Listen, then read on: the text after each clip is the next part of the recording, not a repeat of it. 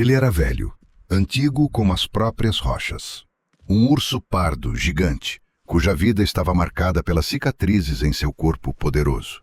Cada cicatriz era uma história, sobre a luta por uma fêmea, sobre o confronto com uma alcateia de lobos, sobre o duelo com um jovem rival ousado. Ele era o patriarca, a encarnação viva do poder da taiga, cujo rugido grave e retumbante era suficiente para fazer a floresta ficar em silêncio. Mas agora o rei estava a morrer. A sua morte não foi rápida nem misericordiosa. Foi lenta, humilhante, e veio de onde ele menos esperava. Veio dos seus próprios olhos. O mundo, que antes era para ele um panorama nítido e vívido de cheiros e formas, afundou-se. Dissolveu-se numa névoa espessa, impenetrável e leitosa. As cataratas, como dois lagos turvos e mortos, bloquearam-lhe a visão. Ele já não via o horizonte, nem o caminho, nem o inimigo, nem a comida. Estava cego. E estava com fome. Era final de outono, a época mais terrível para um animal que não estava preparado para o inverno. A floresta já se despira, entregara os seus frutos. Em breve cairia a neve, que cobriria a terra e se tornaria um sudário para ele. Ele precisava de comida para acumular gordura, para sobreviver ao longo e escuro hibernação. Mas como encontrar comida quando não se vê? O seu poderoso faro ainda lhe servia, mas isso não era suficiente. Ele podia cheirar um rato debaixo da folhagem podre, mas não conseguia apanhá-lo. Ele podia cheirar o aroma de um arbusto frutífero, mas, tateando, só encontrava arbustos nus, arrancados por outros animais com visão. Ele era um gigante reduzido a tatear no escuro. Estava confuso, vulnerável, e pela primeira vez na sua longa e orgulhosa vida, estava com medo. Ele vagava pela taiga, tropeçando em troncos caídos, batendo com o peito maciço nos troncos das árvores que não via. Ele rugia. Mas já não era o rugido do dono. Era o rugido do desespero, da confusão e da impotência. E atrás dele seguia incansavelmente aquele que sempre vem aos moribundos. Car, car. Esse som o perseguia há 3 dias. Era agudo, zombeteiro, como se a própria morte zombasse da sua situação. Um corvo. O urso odiava esse som. Ele parava, virava cegamente a sua enorme cabeça na direção de onde vinha o grasnar e rugia, colocando toda a sua fúria nesse rugido. Ele batia com a pata no ar. Mas o corvo era esperto. Ele simplesmente voava para outro galho, um pouco mais longe, e continuava sua canção zombeteira. Carr. Para o corvo, era um trabalho normal. Os necrófagos são os sanitários da floresta, e o seu trabalho é esperar. Eles sabem quando o animal está fraco. Eles conhecem o cheiro da doença, o cheiro do fim que se aproxima. Este enorme urso cego era um banquete ambulante. Mais cedo ou mais tarde, ele cairia de fome, ou cairia num barranco. E então o corvo e os seus semelhantes receberiam a sua recompensa. Assim parecia, mas este corvo não era como os outros. Era jovem, grande, com penas pretas como a própria noite e olhos brilhantes como contas, cheios não apenas de instinto, mas de uma mente perspicaz, quase diabólica. Ele observava o urso.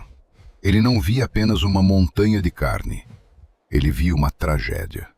Ele via como o gigante enfiava o nariz no chão, como ele, impotente, cavava a terra gelada com as garras, encontrando apenas raízes podres. Ele via sua cegueira. E na sua mente de ave, capaz de cálculos complexos, nasceu uma ideia. Um necrófago comum espera até que o animal morra. Mas e se não esperar? O urso caiu no chão mais uma vez. Ele estava completamente exausto. Ele não aguentava mais.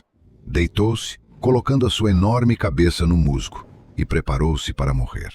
O vento uivava nas copas dos cedros, e sobre esse uivo, como o último prego no caixão, ouviu-se um grasnar. Mas era diferente. O corvo voou mais baixo. Ele pousou não no topo, mas no galho grosso e baixo de um abeto, bem na frente do focinho do urso, tão perto que o urso, mesmo com sua cegueira leitosa, podia distinguir uma mancha escura e difusa. Carr!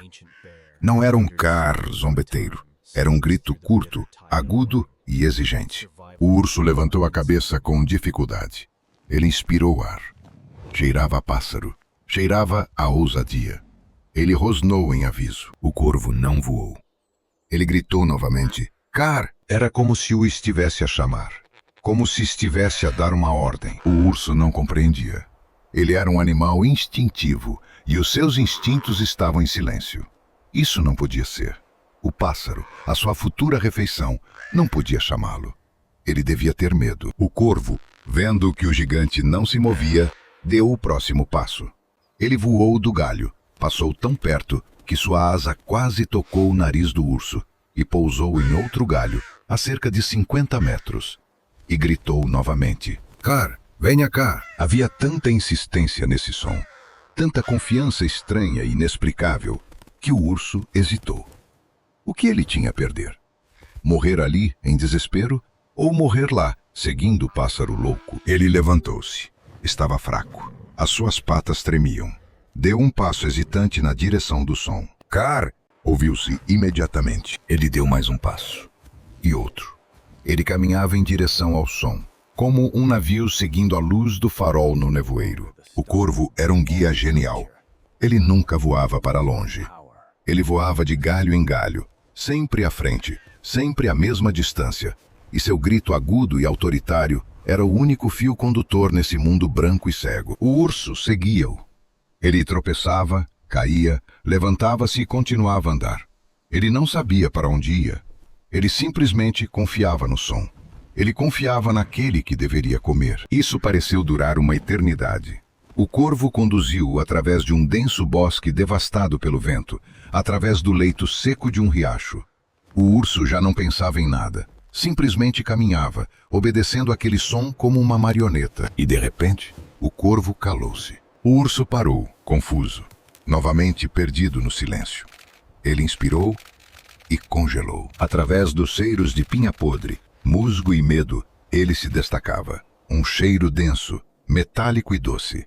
O cheiro de sangue. O cheiro de carniça. O corvo, sentado bem acima dele, emitiu um novo som. Era um grasnar entusiasmado e apressado. Ele o trouxe. O urso, esquecendo-se da sua cegueira, lançou-se para a frente. Ele tropeçou nele, no corpo de um enorme veado caído, talvez numa luta com outro macho, ou devido a uma doença. A carcaça estava quase intacta. O urso rugiu. Era um rugido que a taiga não ouvia dele há muito tempo. O rugido do dono, o rugido da força. Ele se lançou sobre a comida. Ele comeu, rasgando a pele e a carne.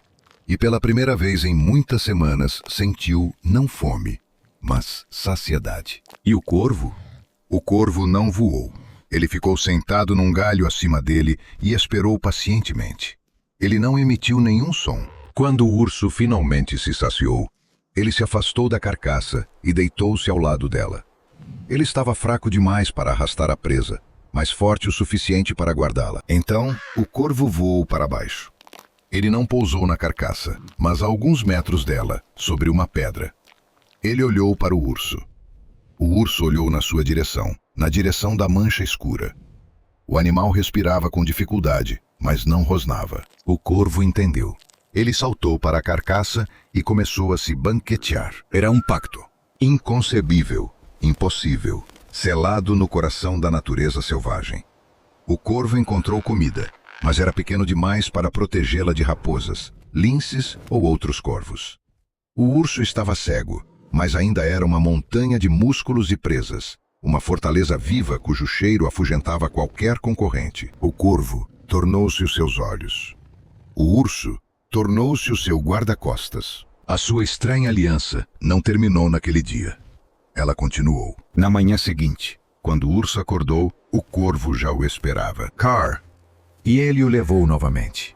Desta vez, ele o levou a um riacho que ainda não estava congelado.